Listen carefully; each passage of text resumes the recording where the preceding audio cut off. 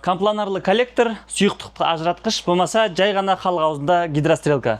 Құрметті оқырмандар, гидрострелканы біз қазандыққа не үшін орнатамыз? Ол үшін біз бір нәрсені түсінуіміз керек. Гидрострелканың бойында подачада, обраткада жүреді, және кез келген қазандықтың өзінің гидравликалық күші болады. Яғни белгілі бір уақыттың ішінде қаншама сұйықтықты бойынан өткізе алатындығы. Сіздердің үйлеріңізде бірнеше контур болуы мүмкін. Мысалы, радиаторларға кетеді, теплый полға кетеді, косвенный бойлерға кетеді. Бұлардың әрқайсысында насостар тұрады. Осы насостардың барлығын қосқан кездегі гидравликалық күші, мынау біздің пештің ішіндегі тұрған насостың гидравликалық күшінен көп болады.